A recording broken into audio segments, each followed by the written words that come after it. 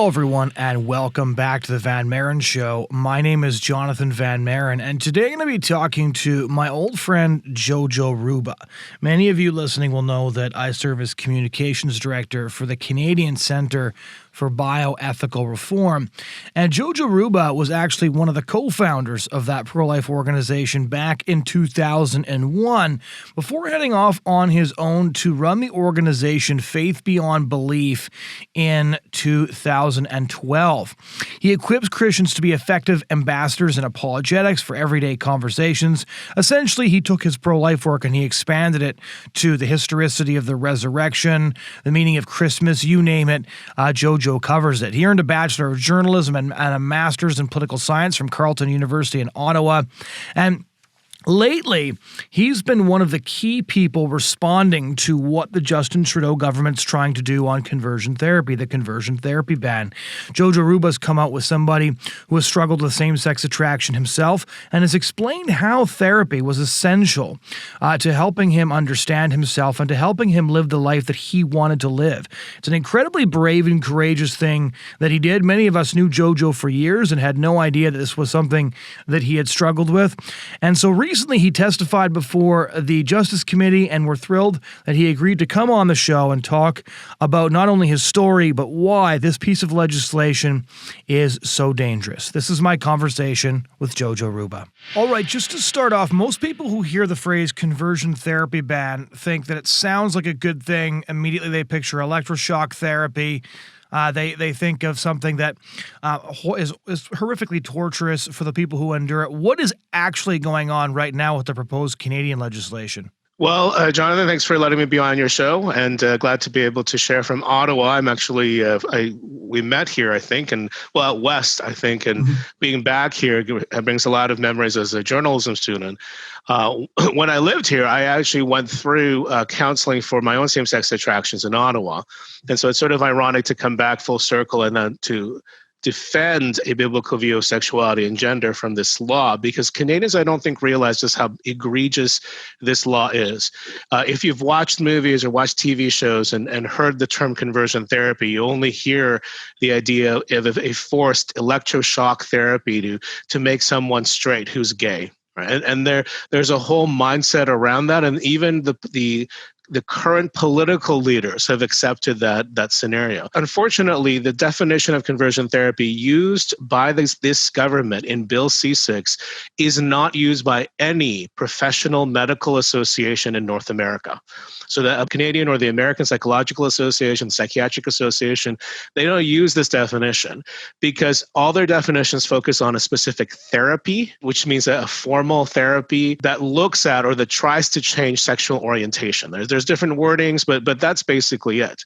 One of the key arguments we've been making is that this law itself actually forces an outcome on patients because it defines conversion therapy so broadly. The definition it uses is a practice, treatment, or service designed to change a person's sexual orientation to heterosexual or gender identity, to assist gender, or to repress or reduce non-heterosexual attraction or sexual behavior. Now, this is really key, Jonathan, because what it's saying is any practice, treatment, or service. When we were fighting in almost exactly the same worded laws or bylaws in Alberta, where we first began this a year ago, one of the key points our opponents made, including Dr. Chris Wells at the Edmonton City Council, is that this can include praying for people to change their sexual behavior. And I specifically asked Edmonton City Council, we have video footage of it, this is not something that we made up, where I asked City Council at Edmonton, do you want to send bylaw officers at every church, mosque, and synagogue to make sure we're not praying the gay away, as Dr. Chris Wells says? And as I'm asking this question, Chris Wells is sitting right beside me. Ironically, we were witnesses right after each other, and he is nodding the whole time.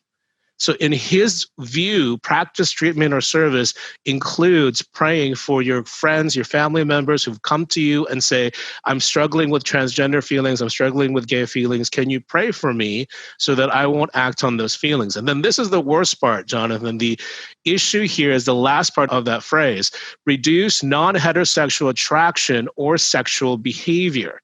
So now, again, this phrase is not found in any psychological or psychiatric definition in North America of any professional body because, as one of my Christian psychotherapist friends says, that's almost everything they do is help reduce behavior that people don't want. That's why they're seeing a psychotherapist. That's why they're seeing a psychologist. So by adding this phrase, it actually empowers the government to regulate sexual behavior. And that's what people don't realize. So it's not just about conversation. So you can't talk about it, but you can't also, and there's plenty of examples. So for example, if I go to a counselor and I am struggling with a porn addiction, that's a sexual behavior. Or I'm struggling with having an affair behind my wife's back, that's a sexual behavior or sexual addiction. The problem is if that sexual addiction or porn addiction is gay porn addiction, according to this law, I can no longer get support for it. But if it's straight porn, I can. So this is overtly discriminatory. Now, this is the government's response to this. And so this is key. So the first part they say is practice, treatment, or service means it's actually a formal practice. But again, that's not how LGBT activists define it. So this is just, these are fudge words and they're left undefined. Catholic friends, listeners would actually know this because in the Catholic Church, there are many practices that are formally called practices. So they're actually directly affected by this ban because it's not defined. But the second part is they say this. So the last half of the definition is, for greater certainty, this definition does not include a practice, treatment, or service that relates to a person's gender transition or to a person's exploration of their identity or its development or to its development. So this is a part they say, well, no, you're allowed to explore your sexuality and have good faith conversations. Now, the problem is the word good faith is not in the definition. It doesn't give an exemption to private conversations. It doesn't give an exemption to conversations between kids and their parents. It doesn't give any of those explanations. It just says if you want to explore your identity or develop your identity, that's fine. But that doesn't mitigate the direct phrase that says reduce non-heterosexual attractions or sexual behavior. That's specific. And the law, the judges, the lawyers will not care about exploration if you're actually are aiming to reduce. The Justice Minister in his testimony also said, well, as long as that's not the main goal, you're allowed. So if you go for sexual addiction and happens to be some of it is gay, well, it's not the main goal to reduce that. But again, that's not in the law. And this is why people are very much concerned. And I think as Christians, particularly if your audience is from that background, mostly they should be very concerned that the government is actually not just regulating sexuality, they're regulating how we define scripture. So let me give one quick analogy, and then I think you can ask a lot of questions based on what I just said here. When I was watching the conversion therapy debate on Parliament Hill just a few weeks ago, several members of the Bloc, NDP, and Green Party actually said, we want this ban not just to affect children, we want it to affect adults. Because right now, and I can walk you through some of the other parts of this legislation, this specifically targets any counseling, any kind of help or support for underage kids, so 18 and under 18, prevent them from getting support unless it affirms a gender transition. So unless it's real conversion therapy. Correct. And this legislation, again, makes no distinction between a 16-year-old and a 6-year-old. At 16 in Canada, you can get married with your parents' permission. At 16 in Canada, you can drive. At 16 in Canada, you can live on your own. It's a term called mature minor. MINOR. But at 6-year-olds, you can't.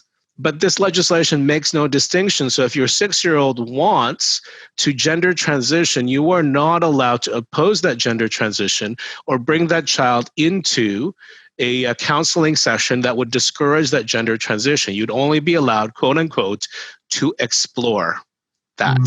And this is really the danger. This is now a criminal offense. You could go to jail for 5 years even for even bringing your child to counseling. And get this, Jonathan, even if your child wants the counseling, you would not be allowed to offer it to her. So the law itself, and this is what I was alluding to, there's a real insidious background to it. Because first of all, the law is actually going to be placed, the criminal law is actually going to be placed alongside child pornography laws. So that's how much they want to discourage this. Yes. And then like I said, the Bloc, NDP, and the Green Party MPs during the debate on conversion therapy said they want to ban this counseling even for consenting adults. So you can't have a private conversation, which is, by the way, what is the case in Calgary and Edmonton and in the Alberta bylaws. As consenting adults, I cannot ask or pay for a Christian counselor to help me remain chaste and celibate, even if that's my choice. And then what they even said was this, and we'll be finding the videos. You can find it on our website hopefully soon.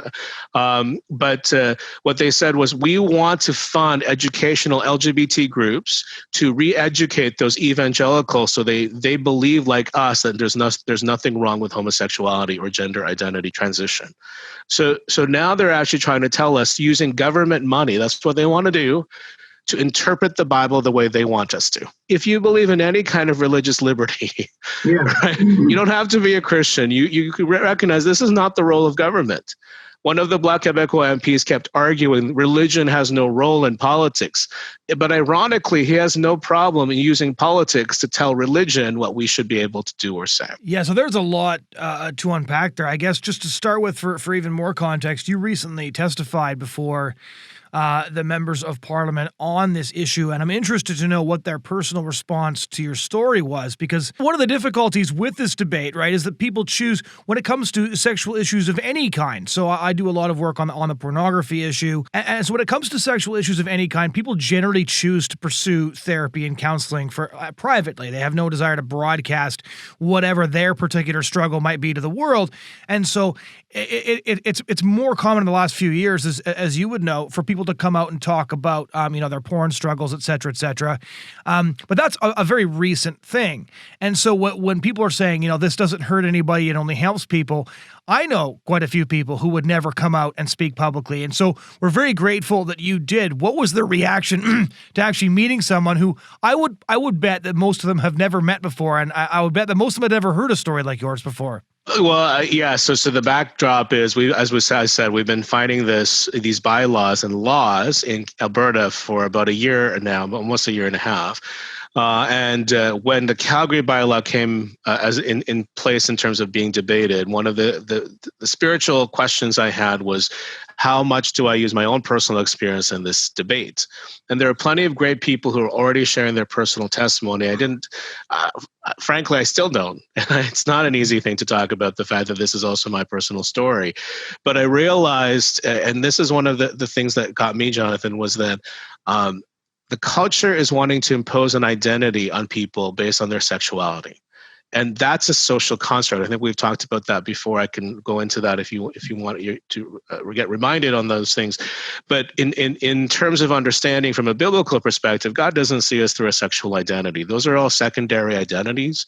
We're children of God first. And from a Christian perspective, I realize if what I went through and the lessons I learned, understanding sexual identity are ones that helped me maintain a chaste and celibate life, then maybe I can share that with other people, not just to encourage the culture to see that we exist, but to help Christians understand that we can push back on this because we're actually speaking out for people who are hurting, for people who need this support. And we don't have to just keep this to ourselves. And you're right. The problem is hundreds, if not thousands of thousands, hundreds of thousands of Canadian Christians have gotten this kind of support, but they're not going to talk about it out loud. That's why they go privately. No one knew that I was going through to see counselors for this. No one had to know. That was my personal decision.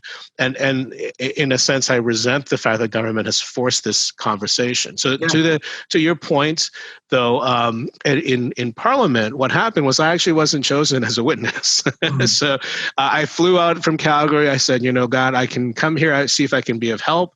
Let's see what I can do. And I started networking here. Our friends at the Association for Reform Political Action, ARPA, said, hey, you can join we have a free office space, come and sit with us. And that's what I did. And we went through the first set of witnesses that were going to speak, mostly on a lot of them were on site, and we realized most of them were lawyers, and there was no personal testimonies at that time yet. So ARPA graciously gave me half their time to speak, and that's when I was able to share. And myself and my other colleague Emmanuel, who's also a young man I've been training in Calgary, to share his testimony, and his story is very powerful because he was 16 when he got Christian counseling to help reduce unwanted same-sex sexual behavior. He had already been dating another man. He had been good to gay bars. He had identified as gay. I never did all of that. So his story was very powerful in the sense that no one forced him. His parents didn't even know that he got counseling. And when he was able to get that counseling, he came back to God. He came back to Christ, follows a Christian life, is chaste and celibate, still struggles. There's still issues in his life. He was a victim of sexual abuse himself. But that testimony and my testimony, John, I can tell you the MPs that I talked to afterwards said it blew them away in terms of just change the narrative of the discussion. So during my testimony, I just shared that I got counseling out of my own free will. And I pointed out that I paid for this counseling. Of the 5 points that this law makes illegal, receiving a financial or other material benefit from the provision of so-called conversion therapy would be illegal. So if this bill passes, you cannot pay for a service if you're a Christian, if you're someone who doesn't want to act on these sexual behaviors. But if you can pay for it if it's straight sexual behaviors. See that's the discrimination right there, right?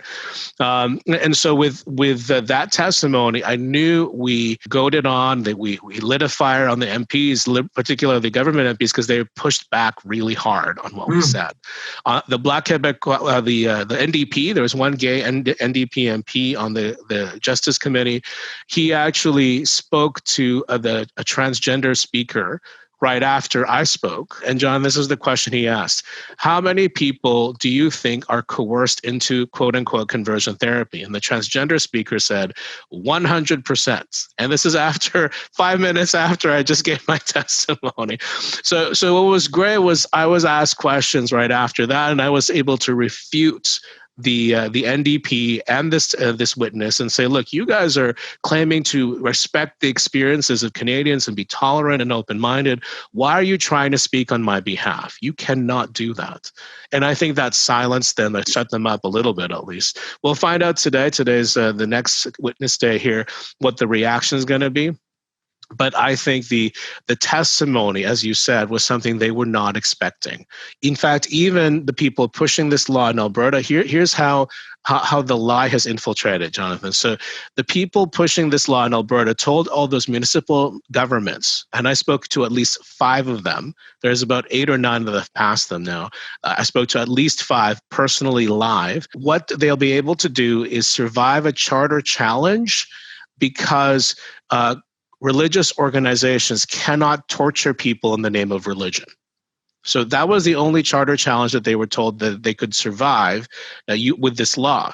So at the last city council I spoke at, I said, I actually confronted this idea and I told them, that is not the charter challenge you'll be getting, ladies and gentlemen, to the city council here. You will be getting charter challenges from people like me who will be discriminated directly against because of our sexual orientation and our faith, because you are not going to get equal access to counseling like everybody else can. Do you think you'll be able to survive that kind of charter challenge? And that city council has not touched the conversion therapy ban at all. I think because of that, they realized that they were being manipulated to pass laws, which frankly set up the next stage. And this is the next stage, Jonathan. The Justice Minister has already publicly said, and has been affirmed by Chris Wells and other people, that he will remove the charitable status of any organization that supports quote-unquote conversion therapy. So that means any religious organization, any church, any body that says, look, the Bible says, or God designed man and woman for sex in marriage, and that's it. There's no other practice that's where it's allowed. That could be targeted. That teaching particularly could be targeted. I mean, this law right now, let me just point this out. This law right now can target that teaching for kids under 18. Let me read the laws that matter here. So the 5 points are causing a person to undergo conversion therapy against the person's will, causing a child to undergo conversion therapy, doing anything for the purpose of removing a child from Canada with the intention that the child undergo conversion therapy outside Canada, advertising advertising an offer to provide conversion therapy and receiving financial or material benefits from the provision of conversion therapy. So by the way, in the city of Calgary, advertising includes a pastor in the middle of the church foyer saying to someone, come and see me later on. I'm going to counsel you for your unwanted same-sex attractions. That's a verbal advertising according to the lawyers at the city of Calgary when we fought that law there. With this, though, in terms of children, what's going to happen is because it says causing a child to undergo conversion therapy, and they define it as reducing non-heterosexual behavior.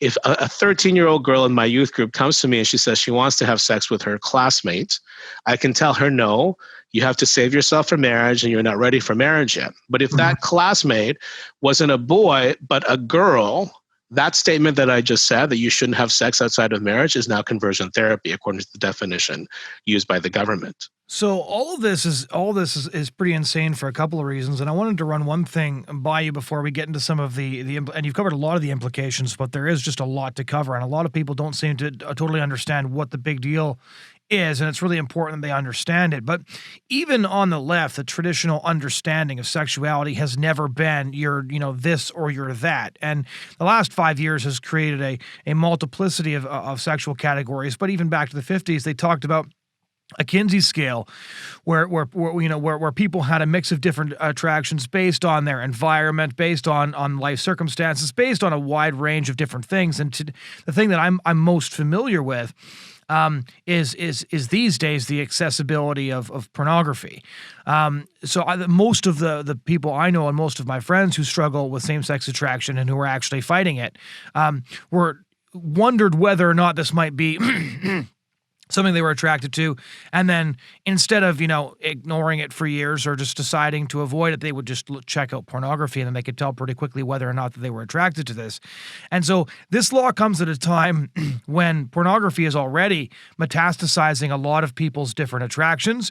We've got Nicholas Kristof of the New York Times going after Justin Trudeau right now because the Canadian government's been ignoring Pornhub and all the awful things that take place there.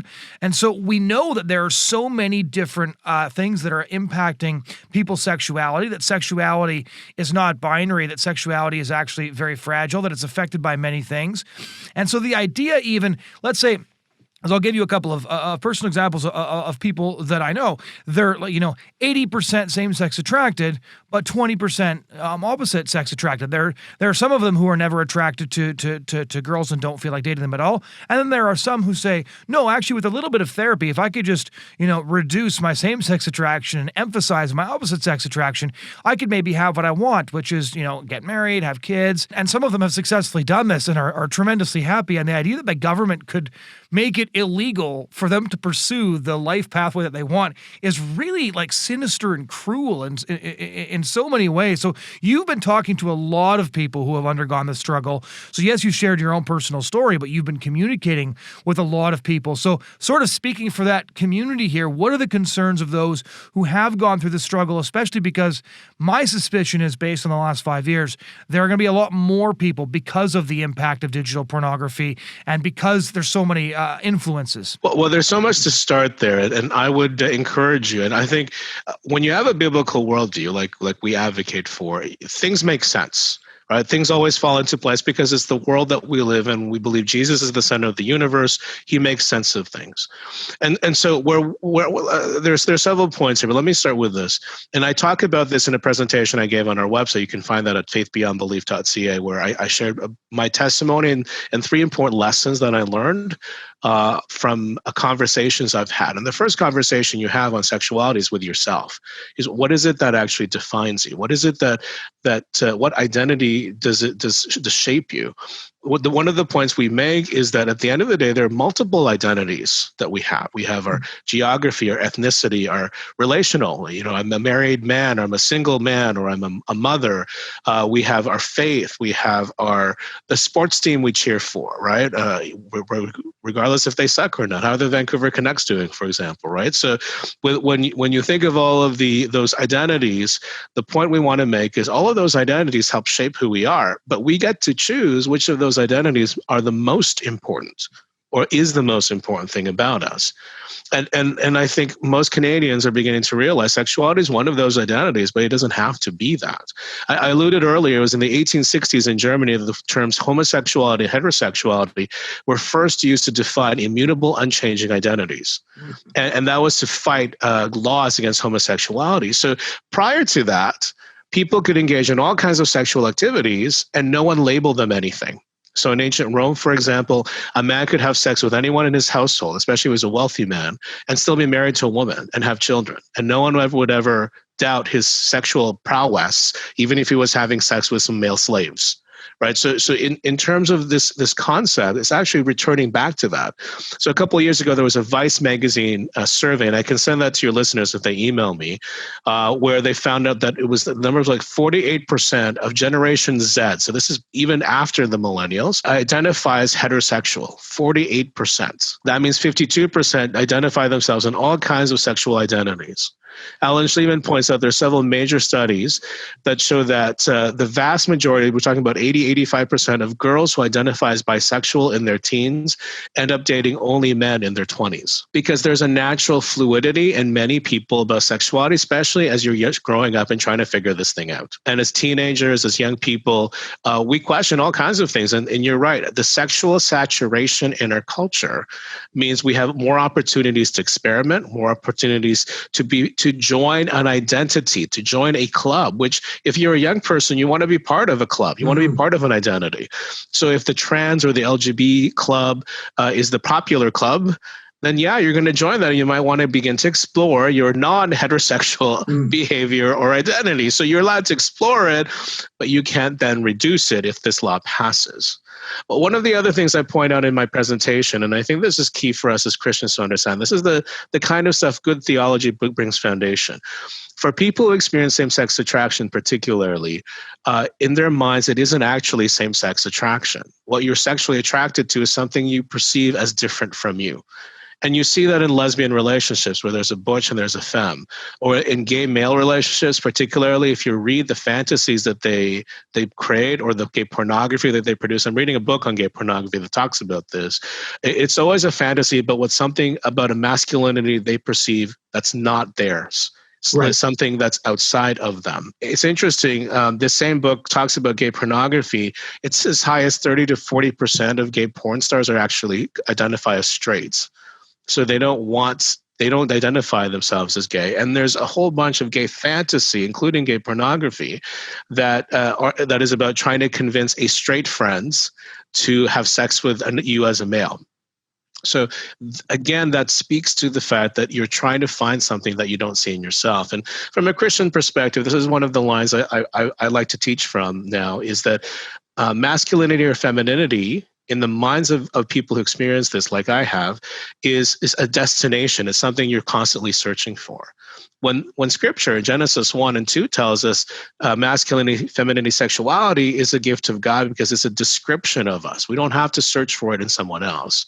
We find it in the identity God gave us. And by the way, the Judeo-Christian worldview is one of the few worldviews that actually teaches that God designed both male and female in his image. So that's another powerful response to gender identity confusion that says you have to try to change your body or change yourself to accommodate your feeling inside when God has already given you a body that glorifies his image. So all of this to say, you're asking about a sexualized culture. The challenge that the church has, the challenge that well-meaning people should have in this culture is to simply ask the LGBT activists, is this really the total sum of who you are?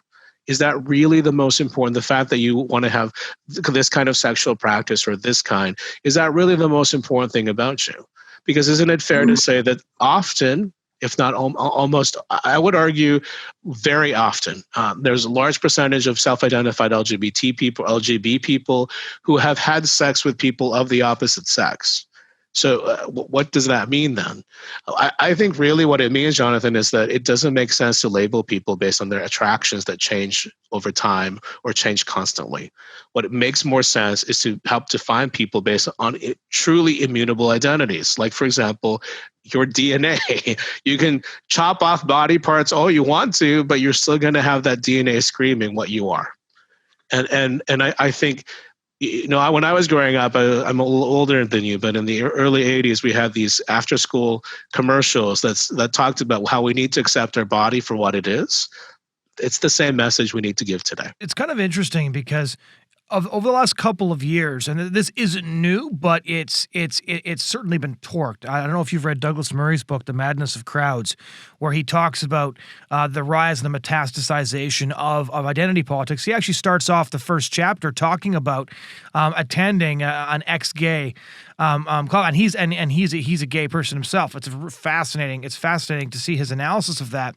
But you see a lot of people now getting angry when other people reject the identity they've chosen. So you saw this to a degree, even with the Black Lives Matter community. It was those in their own community who differed with their goals or with their ideological outlook that they were angriest at, because there was this perception that, like, how dare you? This identity means everything to me, and you're rejecting it. You should be like me.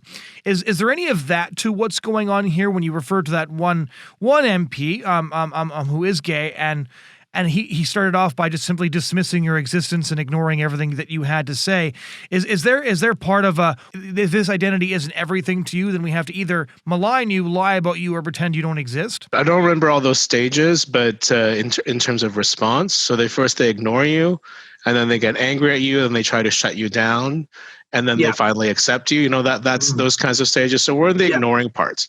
Right. One of the conservative staffers, I have to be careful with what I say here, but one of the things they had said was on LGBT issues, even on the provincial conservative level for Ontario and then the federal as well, we've had no pushback. We've just rolled over and let them say whatever they want to say. And I think the egregiousness of this law should wake us up to realize what this law actually does is harm LGBT people. And so we need to make that case. It was interesting. We actually, as I said, we've been fighting this in Calgary. So there were several incidences where we actually presented the facts about the Calgary bylaw, again, which is very similar to the federal law, to LGBT people. So we were collecting petitions on the street. Emmanuel was on the street. He has his own same-sex attraction story, as I said. And he and another young person were interviewing people and trying to get them to sign our petition. And they met several LGBT people who right away had their backs up about the conversion therapy ban and thought we were the bad guys. But when we explained that this bylaw, which the federal law does as well, actually specifically targets LGBT people, prevents them from getting counseling. Think about it. This law actually criminalizes conversations in counseling sessions between LGBT people and their counselors, but does not do that for anyone else. How can that not be discriminatory?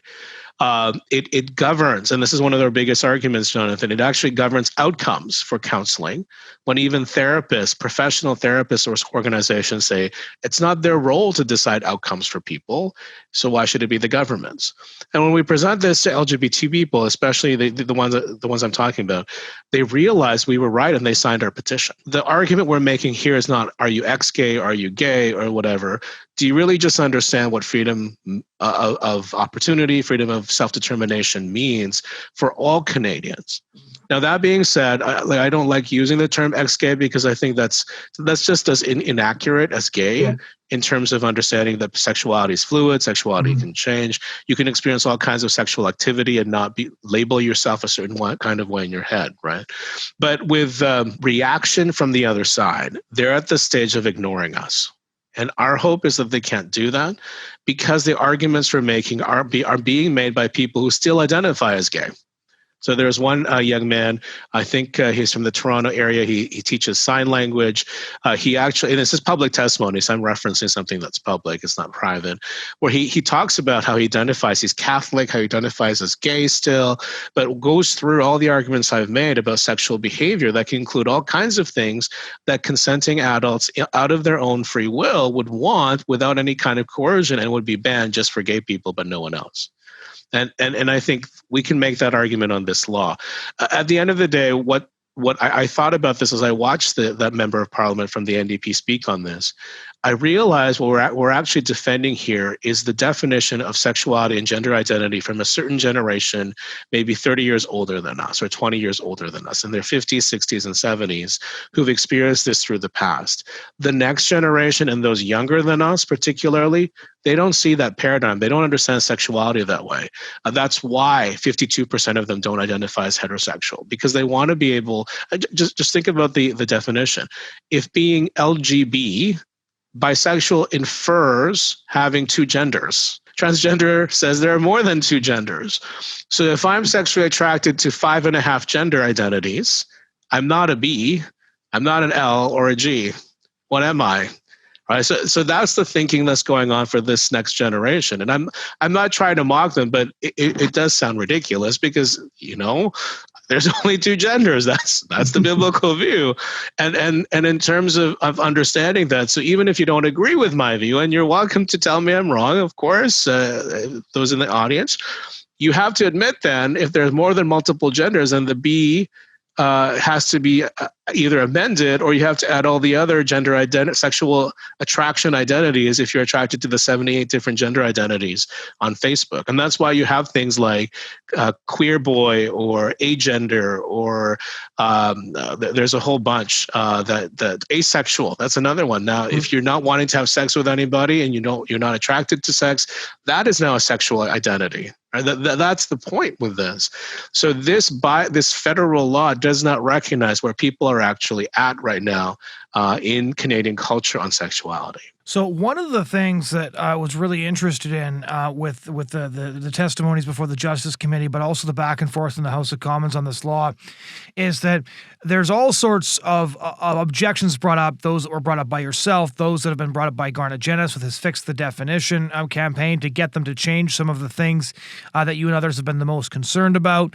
As you pointed out, there's these provisions that would criminalize all sorts of behavior that the Justice Minister insists he's not attempting to criminalize, but he won't respond by amending what people are concerned about. And that's always a red flag for me, because there's something Rod Dreher calls the law of merited impossibility, which basically is it won't happen, and when it does, you bigots deserve it. And that kind of seems like what's going on here, is that they say it won't happen, but the entire reason they won't make amendments to satisfy a greater number of people is because they fully intend to use it, and there's people like Dr. Chris Wells behind the scenes ensuring that the law remains the way that it is, because they fully intend to use it for those purposes at some point. What is your take on all of that? Oh, they've already done that. So there's a group testifying today called No Conversion Canada that's been posting on our Facebook page, on Faith Beyond Belief's Facebook page. So this is public, and this isn't a private correspondence kind of thing. And they've already said that we're going to shut you down and groups like yours for supporting conversion therapy. So the conversion therapy, quote unquote, that we support is the right to free counsel that everyone supports.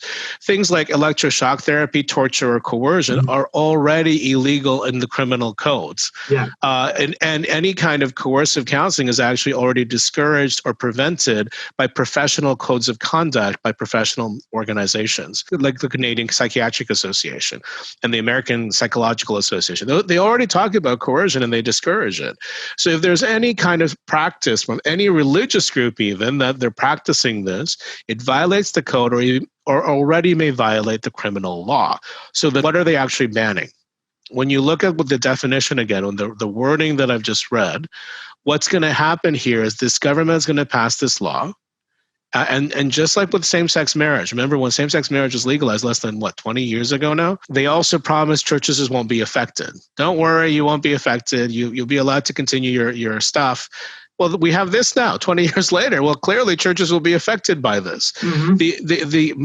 The oddest thing, Jonathan, that I just read recently was from the city of Calgary informing, and I'm making air quotes for your radio audience here, informing the people who spoke at the conversion therapy debate in Calgary and anyone else, the churches, that churches won't be affected by this law.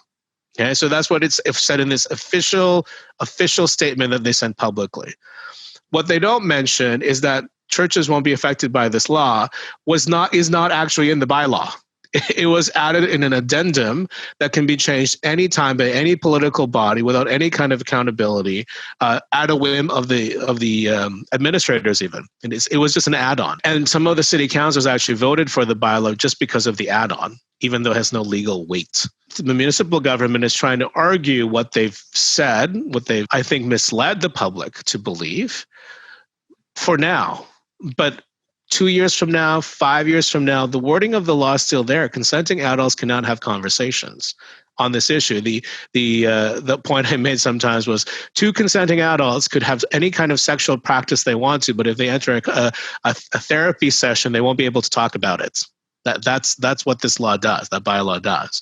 And in the same way, the federal government law will be passed, and groups like No Conversion Canada will use this law. They've said this on our Facebook page, like I said, to try to shut down the helpful counseling I got, that I chose, and the ministries and organizations that support our right to choose that counseling. They'll remove our charitable status. That's always the first. And then they'll treat us like hate groups. That's what they already call us, because we want to torture gay people. It doesn't matter if it's not logical. It doesn't matter if there's no evidence for that. Simply disagreeing with people's point of view on sexuality is now considered hate in their minds. And what we need to be able to realize, if we let them get away with that, what we've actually done is get rid of democracy. Because democracy, by definition, means we are allowed to disagree with each other. We're allowed to tell each other that each other is wrong, and then defend the other person's right to be wrong. This is the anti-democratic streak in the LGBT community. And our hope is that well-meaning LGBT people, and there are many of them, will realize what's at stake here, because they're going to be affected in the future as well. If you had to give a 5-minute case, in addition to everything you've already said, to Christians for why they should care about this piece of legislation, because I've heard a lot about, so the conversion therapy bill is being touched on by all the usual suspects, the sorts of things that you and I read, but there's a lot more attention, generally speaking, on the euthanasia expansion, because I think everybody knows somebody who's old. Not everybody knows they know somebody who has struggled with same-sex attraction. So what's the short case for why everybody who goes to any church should be very, I touched on it already a lot, but the point I think that we need to understand is government has no right to mandate outcomes for any kind of counseling or therapy or relationship that you have.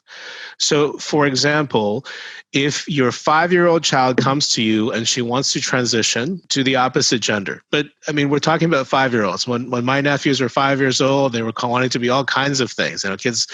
Some parents tell me their kid wants to be a dog or a horse or a puppy, or in my case, it was a ninja. And my 5-year-old nephew at the time wanted to grow up to be a ninja. And that's fine. That's what 5-year-olds do. But if this law is passed and your child insists that she wants to be a boy because all the other girls in her group of friends want to be a boy, all you can do is explore, quote unquote, that conversation with her. And so if you bring that child to a counseling agency to help her detransition, Kenneth Zucker had a detransition clinic in Toronto that had about 85-90% success rates, helping kids re-identify and accept their body as a boy or as a girl. That would be criminal. In fact, the conversion therapy law in Ontario shut that down. Let me give you one quick example. I think this is important to mention, and I'll tie it back to my answer to your question. One of the situations or cases that I heard from that clinic was about a 3 or 5-year-old boy who wanted to become a girl. And the parents did everything they can to figure out what's going on. But it turned out it was because his younger sister was born and she had a disability or a health problem right at the start of life. And all the attention was focused on her. And so he thought in his little 5-year-old mind, in order to get attention, he had to become a girl. It was only 2 years later that he began to realize, or was admitted that to his family, that that's the reason why he wanted to be a girl. And after that, he developed normally into a boy, which is what we want. So back to your question on why the church should care, it really should go back to thinking, this may not happen to my family, but it's happening to the families of the people beside me, around me. This may not happen to my kid, but it's happening to my kid's classmates. And what is my mandate as a Christian in a democratic state? What is my responsibility now in this country?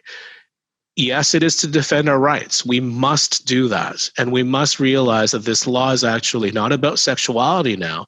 It's about scripture. But it also is about being an ambassador for Christ and being someone who represents what we used to call in political science a common good. Democracy is hinged on the idea that we have common values that unite all of us and that all of us can live at peace with each other because there's a common objective good. As Christians, our job is to help maintain that common good because it allows us the platform to show the goodness of God.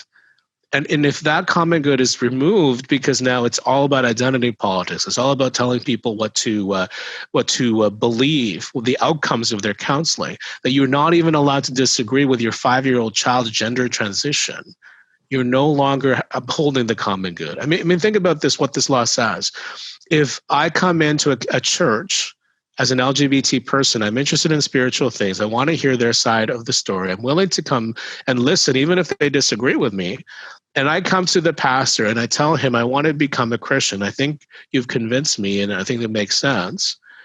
What does God have to say about sexuality and gender identity? And the pastor says, well, sex is for husband and wife in marriage. And I say, well, I don't feel that way.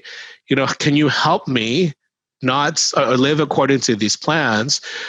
This will prevent that pastor from giving that kind of information now to discourage non-heterosexual behavior. So this actually affects our opportunity to evangelize to LGBT people. And if the church doesn't care about that kind of truth, of that community enough to share the gospel with them, then it doesn't tell me much about our churches today in Canada. Well, that's a good segue to one of my last questions. In some ways, you spent 10 years preparing to come out and tell a very controversial story because you cut your teeth on pro-life activism. And so you're quite used to, taking unpopular stands in public, having conversations with people who disagreed with you. So you were already very used to that by the time this came around. But what I find with the LGBT issue specifically is that it's where Christians turn into cowards, is they see this issue, and because the entire culture seems to be flowing so strongly one way, because we're bombarded by messages from everywhere, and then there's a lot of Christians who seem to think, hey, I was under the understanding that if the secular culture came after me, they'd come after me for, being so biblical and standing on truth, and I thought that's what I was going to get persecuted for, but no, they're saying I want to torture gay kids, and they're saying all these horrible things about me, and so my response to this is I'm going to turtle and ignore this completely. And my view of that has been that this essentially is throwing kids who want the same kind of therapy and counseling that you received under the bus. That it is, as you've said, throwing the LGBT community under the bus. It's essentially, in a really perverse way, saying the LGBT community isn't worth fighting for because we're just going to cede all of them and say, okay, no, yeah, that's fine. We won't talk to them about Christ. It's, no big deal at all. And we'll just let the people in our communities who suffer from a sexual sin that might be slightly different than mine, we'll let them, suffer alone. And this really is just rank cowardice. And it really, really is horrible to so many people. And it really is a poisoning of our own witness in so many ways. Once you think about it. The other reaction is true as well. The cowardice also exists among people who say, let's just capitulate to culture and let's embrace everything culture tells us we ought to believe because, and here's the big lie, we need to be loving. Love is love. C.S. Lewis wrote a book called The Four Loves. I won't get into it because I know we're concluding, but he actually argues, no, love is not love. There's different kinds of love, and we all need them. And this is the line that people seem to forget from that book. Different loves meet different love needs by different people. And so every psychology textbook tells you you should never be your child's best friend, especially when they're underage, because if you're the parents, you are able to love them in a way no one else will be able to. That's your job. You cannot be your child's best friend. Mhm. That's two different love needs. Mhm. And in the same way as the church, we have a responsibility to love the people in our culture. And Mhm. loving them does not mean agreeing with everything they say or do. I asked married people, there was a pastor particularly, I remember, who was pushing back on some of the things I said. And you know how you always think of the best answer afterwards. I remember I should have done this. I should have asked Pastor, are you married? And if he said yes, has your wife ever felt the need to correct you? And if his wife was there, I want to look at her as he answers the question, right? And then I would ask, did your wife cease loving you when she corrected you? Obviously, the answer is no. And so as the church in our community, we need to really ask, do we love our neighbors enough to bring truth to them? Because that's what love also does. 1 Corinthians 13, love clings to the truth. And so when it comes to this sexual confusion, sexual identity, we need to recognize that the culture offers us a definition of love that's based solely on ourselves, on what we want, based solely on how we feel and who we're attracted to. And that is probably one of the most dangerous lies, I'll just say it, in our culture, because that is not the kind of love we need. It's not just based on what we need. The Apostle John, and I love this, and I'll pass it on to you after I say this, because I think it's a good response to what you've just said. The Apostle John often describes himself in his gospel as the disciple that Jesus loved. And I always thought that was a pretty cool title. He doesn't talk, presumptuously. There's no, look at me, Jesus loves me. It's very humble. I'm not that I'm so unimportant that my identity is not about me, but about who loves me. And that's in complete contrast with a culture that says we're defined by who we love instead of who loves us. And I think if we recognize this, Jonathan, we recognize something that the church in Canada has forgotten, that the gospel is still good news, even for the LGBT community. We have something great to share. This dead Jewish guy who walked around, healed people, raised people from the dead, came back to life 3 days later to prove that he was the creator of the universe and that he's coming back, and that we have an opportunity to live in eternity with a good God in a good heaven, where our identity and all the love needs that we'll ever have will be fulfilled. That's good news even for the LGBT community. And it's our failure to understand the goodness and the truthfulness of the gospel that has led us to where our culture is at. It always starts with the church. The failure of the culture goes to the foot of the church first, and that's why we need to revive the church before we can revive the culture. Final question would be, where can people follow your work? You testify at the Justice Committee. You work with Faith Beyond Belief. You're working with this other organization right now. You also mentioned your email address during the course of this interview. So if you could let people know how to contact you, and then kind of I'm let them know working where with they an can find your organization work. called Free to Care. You can look us up at freetocare.ca. We're still, it's just me right now and a board, so I'm doing the website myself, so be a little patient. But you can email me at admin@freetocare.ca, admin@freetocare.ca. Some of the resources that I talked about, like our worldview course, or the key one is the Identity Project that really walks through sexual issues. It's a basically a Bible study for kids, but you can use it for adults. It's very extensive, 13 classes where we walk through this. We've talked about the history of sexuality, as I mentioned. You can find that at faithbeyondbelief.ca, faithbeyondbelief.ca. So you can reach me at any of those, and I'd encourage you, especially if your church and your organization is dealing with this, we actually have a January 7th Zoom meeting. That's 6 p.m. Eastern time.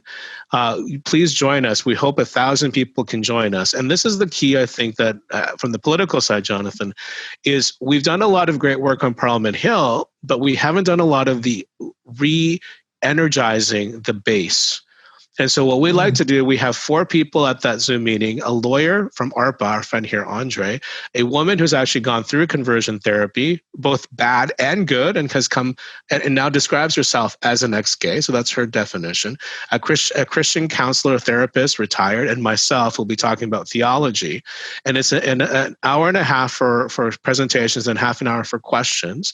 And our hope is people will join the Zoom meeting and then say, I want to have similar Zoom meetings for my church, for my school, for my organization, so that we can all be equipped about how bad this law is and what we need to do to re-engage our culture.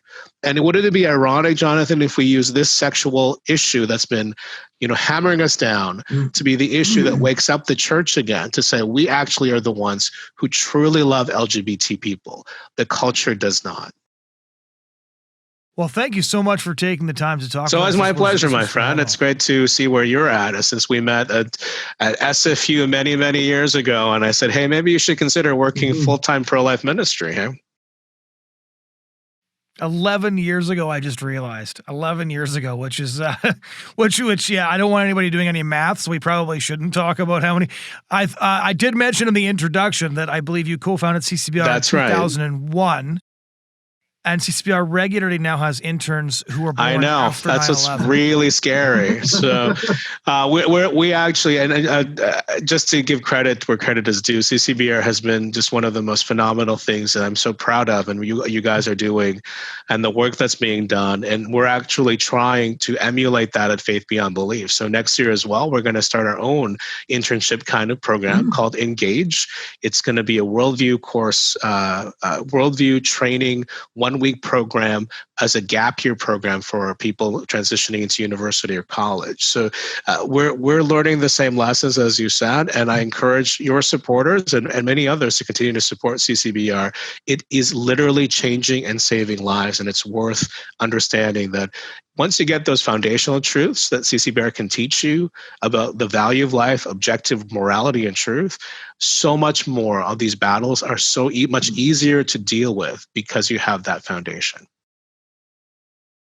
Ladies and gentlemen, that was my conversation with Jojo Ruba, the executive director of Faith Beyond Belief, talking about his experience as a Christian who suffers from same-sex attraction, as well as the danger of Justin Trudeau's conversion therapy ban. If you'd like to listen to other shows, please do take a look at LifeSiteNews.com. Go to the podcast tab. You can subscribe or check out past shows there. Thank you so much for joining us this week, and we do hope you'll join us again next week.